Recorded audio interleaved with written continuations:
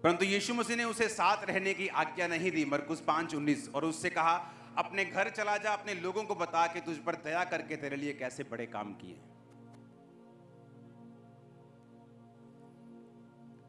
अपने पड़ोसी को बोलो, कहां जाने के लिए बोला? बोलो घर। बैठ जाओ बैठ जाओ। कहां जाने के लिए बोला? घर। क्यों जाने के लिए बोला? घर क्यों जाने के लिए बोला? उसने कहा, नहीं जीसस, मुझे आपके साथ रहना है।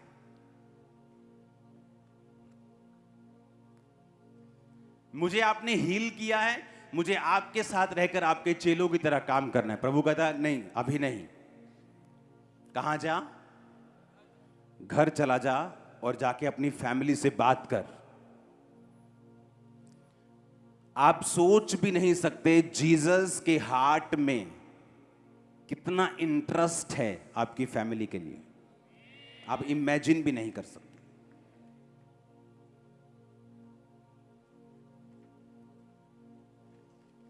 यूहन्ना 1:41, उसने सगे भाई शमौन से मिलकर उससे कहा, हमको ख्रिस्त अर्थात मसीह मिल गया। पतरस के भाई ने जाकर उससे बोला, अभी भी खुदावंद ने कहा था ना कि तुम कुछ को बचाओगे, वो तुमसे भी अधिक धर्मी रूहें बचाएं। पतरस ने अपने भाई से अधिक काम किया है, पर उसको बचाया किसने है? उसके भाई ने।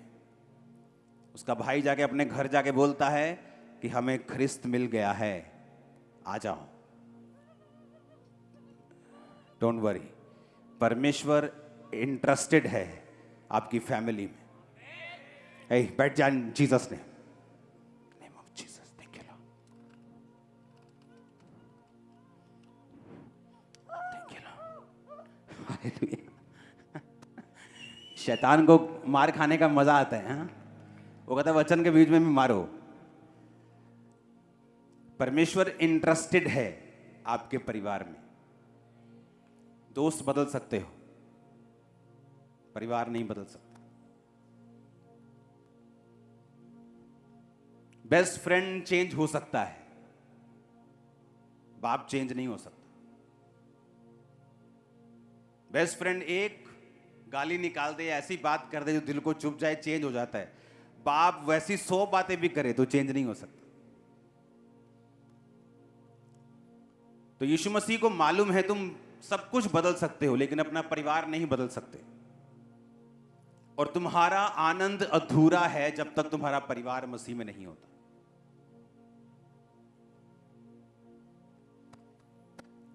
आज हैरानी की बात यह है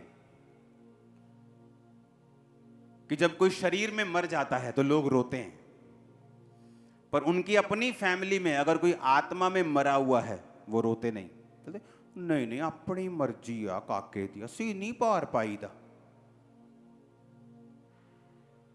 काश तुम्हें पता हो कि आत्मिक मौत शारीरिक मौत से ज्यादा दर्दनाक और रोने का कारण है। आप में से कितने लोग हैं कि अपने आत्मिक मरे हुए माँ भाई बहन के लिए रोकर प्रार्थना की हो, प्रभु इन्हें लेके आ। क्योंकि हमें आत्मिक चीजों की वैल्यू नहीं मालूम, इसीलिए शरीर में हम संघर्ष कर रहे हैं। आज कौन शरीर में संघर्ष कर रहा है? फाइनेंस में कौन संघर्ष कर रहा है? कौन शरीर में, कौन बीमारियों के साथ, कौन फैमिली ट्रबल्स के साथ संघर्ष कर रहा है? वो जिनको स्पिरिचुअल चीजों की वैल्यू नहीं मालूम। तो अगर मैं बचा तो परमेश्वर चाहता है मेरा घराना बचे। और मैं आपसे पूछता हूं, आपके चाचा चाची, ताया ताई, मम्मी पापा, भाई बहन अगर नहीं बचे तो मैं पूछता हूं कितने दिन आपने उनके लिए रोकर प्रेयर की है कि वो बचाए जाएं? पता क्यों नहीं कर पाए आप लोग प्रेयर रोकर? क्योंकि आपकी निगाहों में अभी स्पिरिचुअल जो लाइफ है उसकी वैल्यू इतनी नहीं है जितनी होनी चाहिए। अभी किसी का चाचा मर जाए कैसे रोते, पर वही चाचा आत्मा में पहले ही मरा हुआ है, उसके लिए तुम नहीं रोते। वो मसीह से दूर है, उसके लिए तुम नहीं रोते। लेकिन वैसे अगर कुछ उसको कुछ हो जाए तुम रोते हो, क्योंकि तुम अभी तक शारीरिक हो। शरीर में रोना बुरी बात नहीं, कोई छोड़ के चला जाए उसके लिए रोना बुरी बात नहीं, लेकिन आत्मा में उसका दुख ना मनाना यह बुरी बात है। जब सदूकी और फरीसी दशवांश लेके आए भवन में, तो यीशु मसीह ने कहा अच्छा है दशवांश लेके आते हो, बुरा नहीं है, पर न्याय और दया और विश्वास को मत छोड़ो मत। हालेलुया।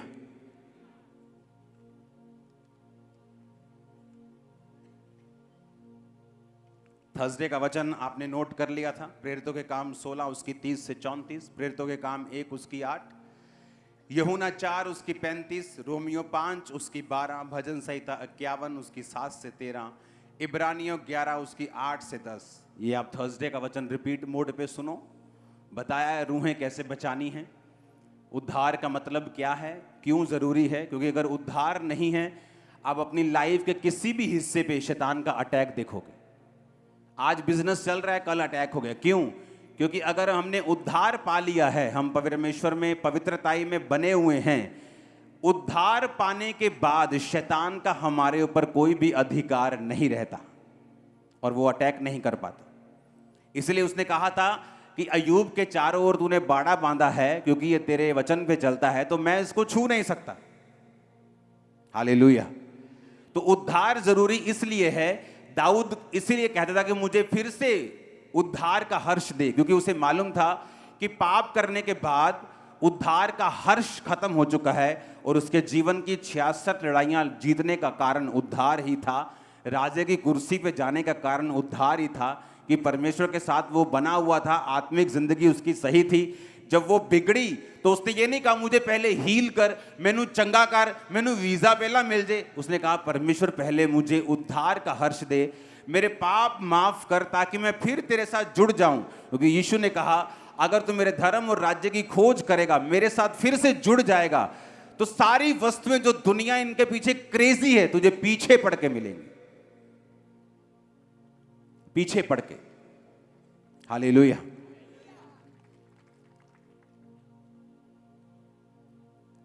मत्ती 28 उसकी 18 से 20 और आज का वचन है लूका 19 उसकी 1 से 10। वह यरीहो में प्रवेश करके जा रहा था। यीशु मसीह यरीहो में जा रहे थे। वहां जक्कई नाम एक मनुष्य था जो चुंगी लेने वालों का सरदार और बहुत अमीर था। वह यीशु को देखना चाहता था कि वह कौन सा है, परंतु भीड़ के कारण देख ना सकता था क्योंकि वह नाटा था। तब उसको देखने के लिए वो आगे दौड़कर एक गूलर के पेड़ पर चढ़ गया, क्योंकि यीशु उसी मार्ग से जाने वाले थे। जब यीशु उस जगह पहुंचे तो ऊपर दृष्टि करके कहा, हे जक्कई झट उतर आ, क्योंकि मुझे तेरे घर में जाना जरूरी है। वह तुरंत उतरकर आनंद से उसे अपने घर ले गया। ये देखकर सब लोग कुड़कुड़ाकर कहने लगे, वह तो एक पापी मनुष्य के यहाँ जा उतरा है। जक्कई ने खड़े होकर प्रभु से कहा, हे प्रभु देख, मैं अपनी आधी संपत्ति कंगालों को देता हूँ, यदि किसी का कुछ भी अन्याय करके ले लिया है तो चुगना फेर देता हूँ, 4 गुना वापस करता हूँ। थर्सडे मैंने बताया था कि अगर आपकी फैमिली मेंबर को आपको बचाना है, आपको राइट लिविंग करनी होगी, सही तरह से उनके सामने जीना होगा। तुम चोरी करोगे, तुम व्यभिचार करोगे, तुम्हारी फैमिली की साल्वेशन रुक जाएगी। मैंने ऐसे यंग लड़कों को चर्च में आते देखा है कि फैमिली ने अलाउ कर दिया, अच्छा बेटा चलो चर्च जाना है, बेटी चर्च जाना है, कोई बात नहीं, चलो अच्छी बात है। एक लड़का एक लड़की जो है वो धर्म के मार्ग पे चलना चाहता है, आजकल की तरह नहीं करना चाहता। लेकिन चर्च आने के बाद अगर तुमने भी बॉयफ्रेंड बनाने हैं और गर्लफ्रेंड बनानी है, तो ये सोचो कि जो साल्वेशन का प्लान परमेश्वर के हार्ट में था वो खत्म हो जाएगा। क्योंकि बाइबल कहती है तू बच तेरा घराना। अब वो बाप जो तुमको चर्च में भेजता है, जब वो देखता है कि तुम चर्च जाकर उल्टा काम करने लगे, तो तुम उसके बैक स्लाइड होने का और अपने बाप का मसीह में कभी ना आने का कारण बन जाओगी और परमेश्वर से हमेशा के लिए श्राप कमा लोगी। मसीह एक चैलेंजिंग लाइफ है, तुम्हारे पास एक चैलेंज है। अब तुम्हें यह बताना है कि मैं मसीह में हूं और इसकी वजह से मैं बरकत पाऊंगा, आशीषित होऊंगा, आगे बढ़ूंगा। आप समझ रहे मेरी बात के नहीं? तो वो तब होगा जब तुम लोग परमेश्वर में सही चलोगे, परमेश्वर तुम्हारी जिंदगी में बरकत देगा। तुम्हारी फैमिली फर्क नोट करेगी कि अब ये बंदा आगे से सुधरा हुआ है, इसकी जिंदगी में बरकत है, इसकी लाइफ में कुछ अलग हो रहा है। क्यों ना हम भी इसी परमेश्वर को माने जिस परमेश्वर को ये मान रहा है। इसलिए जब तुम मसीह में आती हो तो टेस्टिमनी को लेना एक चैलेंज है, एक जरूरत है कि खुदावन काम कर मेरी लाइफ में, ताकि मैं अपने परिवार को गवाहियां दे सकूं। क्योंकि आपने इसे चैलेंज के रूप में नहीं लिया, आपने चुनौती के रूप में नहीं लिया। मेरे लिए चुनौती था कि मुझे अपनी लाइफ में अपने हर पहलू में कामयाब होना है, क्योंकि मेरी फैमिली का मसीह में आना यह बहुत मुश्किल था। मैं आपको बता रहा हूं, वेरी टफ। लेकिन जब आपकी बरकतें आसमान छूने लगती हैं, आपकी टेस्टिमनीज बोलने लगती हैं, जब पूरी दुनिया आपके बारे में बात करने लगती है, तो फैमिली फिर सोचती है ठीक है। हालेलुया। आपको डिफरेंस दिखाना होगा by force, by power, by prayer. यह आपके लिए चैलेंज है। और आपको मालूम है अगर आप राइट नहीं जिए तो परमेश्वर आपको छुएगा नहीं।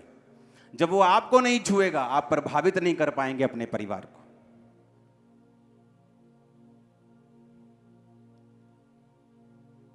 पेशेंस रखना, ये सारा कुछ मैंने थर्सडे बताया था, आप उसे सुनना। ओके, अब यहां पर जक्कई नाम का एक व्यक्ति, चुंगी लेने वालों का सरदार, जो चुंगी लेते थे उनको लोग बड़ा पापी समझते थे। टैक्स लेने वाले, चुंगी लेने वाले, मतलब लोगों का खून चूसने वाले लोग थे वो।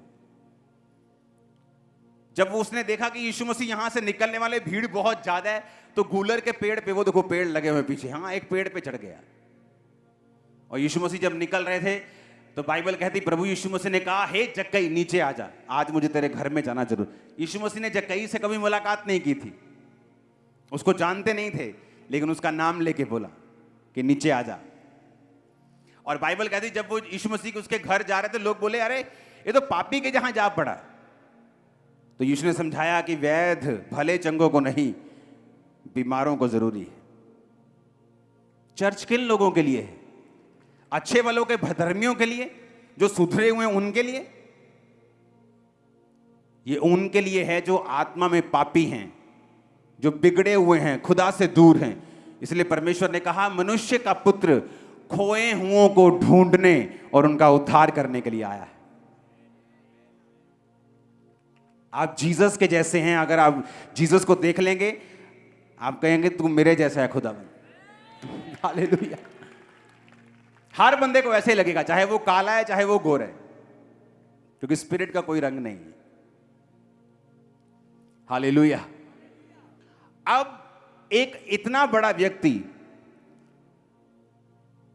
आज एक मंत्री अगर पेड़ पे चढ़ जाए कि यहां से किसी ने निकलना है तो मैं पेड़ पे चढ़ जाऊं, तो वो तो अपना काफिला बना के चलता है, ये हट जाओ हट जाओ हट जाओ, हाँ। लेकिन वो तो पेड़ पे चढ़ गया, जीसस के सामने नम्र हुआ। और जब जीसस ने देखा कि इस बंदे ने अपनी इज्जत की परवाह नहीं की, अपनी हैसियत की परवाह नहीं की और मुझे देखना चाहता है, तो जीसस ने कहा आज 9 आयत में लिखा, तब यीशु मसीह ने उससे कहा आज इस घर में उद्धार आया है, क्योंकि यह भी अब्राहम का एक पुत्र है, क्योंकि मनुष्य का पुत्र खोए हुओं को ढूंढने और उनका उद्धार करने आया है। जब जीसस ने जक्कई के दिल को खुला हुआ देखा तो किसके बारे में बात की? उसकी फैमिली के बारे में। आज इस 9 आयत में क्या लिखा है? किस चीज में उद्धार आया है? बोलो पड़ोसी को, किस चीज में? ऊंची आवाज में बोलो कि आज इस घर में उद्धार आया है। आमीन। आप अपनी फैमिली को बचता हुआ देखना चाहते हैं, आपको खुद बचना पड़ेगा। आपके पास अगर बहाना है, ओ मेरा टैक्सी का काम है, मैं संडे चर्च नहीं आ सकता, मैं बड़ा कमजोर हूं, ओ मैनू साउंड नहीं, मेरा बहुत सिर पीड़ होता है तो मैं साउंड सुनता। ये सारे डेविल के बनाए हुए चोचले हैं, सारे शैतान के। उसने देखना है कि अच्छा संडे चर्च जिस टैक्सी पे कभी जिंदगी में काम नहीं आया, संडे 4 फॉरेनर वहां खड़े होंगे तुम्हें संडे रोकने के लिए। जक्कई ने ना तो अपनी इज्जत की परवाह की, कुछ लोगों को अपनी इज्जत की परवाह रहती है। अगर आप अपने लिए, अपनी यीशु मसीह के लिए इज्जत को खोएंगे, दांव पे नहीं लगाएंगे, आपकी फैमिली कभी उद्धार नहीं पा सकते। आप रिस्क नहीं लेंगे, आप बच बच के चलेंगे। आप यीशु मसीह का नाम लेने से कतराएंगे, आप खुल के गवाही नहीं देंगे, आप बपतिस्मा नहीं ले पा रहे हैं, आप विरोध से डरते हैं, सताव से डरते हैं। इसीलिए आपकी फैमिली अभी तक बची नहीं और आप भी आधे अधूरे बचे हैं। फैमिली में उद्धार आता है जब तुम खड़े होकर अंगीकार करने लगते हो। और पेड़ पे चढ़ गया, कौन है? यीशु मसीह, मुझे देखना है। और यीशु मसीह ने देखते कहा, जक्कई नीचे आ जा, आज मुझे तेरे घर में जाऊंगा, तेरे घर में उद्धार आया आज। सुनो, जक्कई ने खड़े होकर कहा, प्रभु देख, मैं अपनी आधी संपत्ति कंगालों को देता। रियल तौबा, जिससे कुछ मैंने अन्याय करके ले लिया 4 गुना वापिस करता हूं। आज लोग अपने परिवार में क्यों नहीं उद्धार देख रहे मालूम? मसीह में आए थे, जिसकी चोरी की है अभी तक उसका वापस नहीं किया।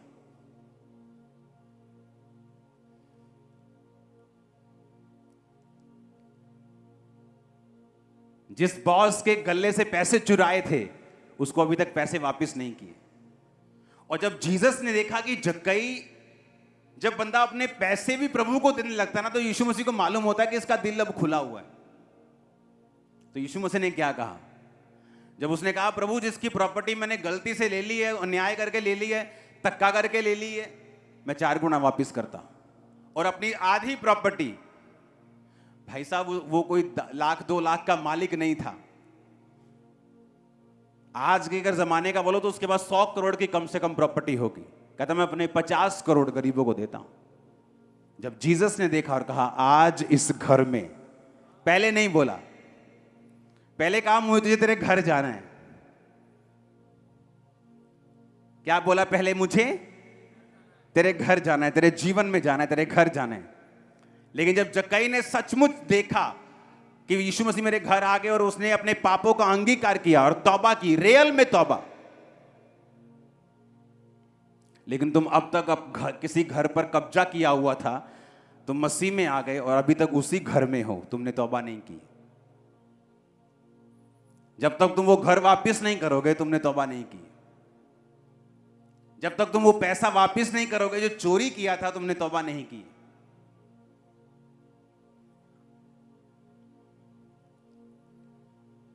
कितने समझ रहे हैं? अब लगा लो हिसाब कितने बनते हैं। हिसाब ला रहे, अच्छा उतरो इन्ने के करने पैने, चलो कमेटी चक दें, कमेटी चक के देने। जैसे ही उसने कहा मैं वापिस कर रहा हूं खुदाबंद अन्याय के पैसे को, परमेश्वर ने कहा आज इस घर में, आज तू बचा बेटा, तेरा घराना भी बचा। बिना स्वर्ग जाना अच्छी बात है, लेकिन अकेले जाना बुरी बात है। स्वर्ग जाओ अच्छी बात है, लेकिन अकेले जा रहे हो, तुम्हारी फैमिली मेंबर्स को साथ नहीं लेके जा रहे हो, दोस्तों को लेके नहीं जा रहे हो, पब्लिक को लेके नहीं जा रहे हो। यीशु मसीह ने कहा पवित्र आत्मा तुम पर आएगा, तुम सामर्थ पाओगे, यहूदिया में, यरूशलेम, यहूदिया, सामरिया, पृथ्वी की छोर तक तुम मेरे गवाह होंगे। यरूशलेम आपका घर, आपका शहर, आपका ऑफिस, आपका काम का स्थान, यहूदिया और सामरिया अन्य जातियों के लोग जो आपको नहीं जानते, और पृथ्वी की छोर। जब एक व्यक्ति सुसमाचार की सेवकाई में बढ़ जाता है तो दुनिया के छोर तक फिर वो प्रचार करता है। लेकिन उसने कहा शुरुआत तुम्हारे यरूशलेम से होगी। तुम्हारा लोकल टाउन, तुम्हारा लोकल मोहल्ला, तुम्हारा घर, तुम्हारे रिश्तेदार, तुम्हारे जानने वाले लोग जो तुम्हें जानते हैं, यरूशलेम का मतलब वो है। हालेलुया। जब पवित्र आत्मा तुम पर आएगा तुम सामर्थ को पाओ। तो परमेश्वर चाहता तुम्हारा घराना बचे, उसके बाद लोग बचे, उसके बाद दुनिया बचे, लेकिन शुरुआत तुम्हारे घराने से होगी। और तुम्हारे घराने से शुरुआत तभी होगी जब तुमने रियल तौबा की होगी, रियल वाली तौबा, फेक तौबा नहीं।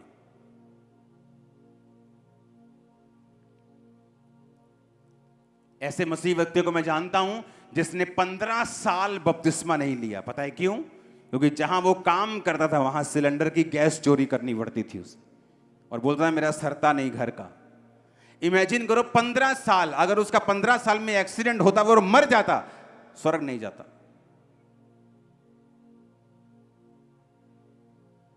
अगर आप अपनी स्पिरिचुअल लाइफ के लिए सीरियस नहीं हैं तो परमेश्वर ने कहा अगर तू थोड़े में अधर्मी है तो तुझे ज्यादा फिर कौन देगा। तू थोड़े में वफादार नहीं है, तुझे ज्यादा फिर कौन देगा। हालेलुया।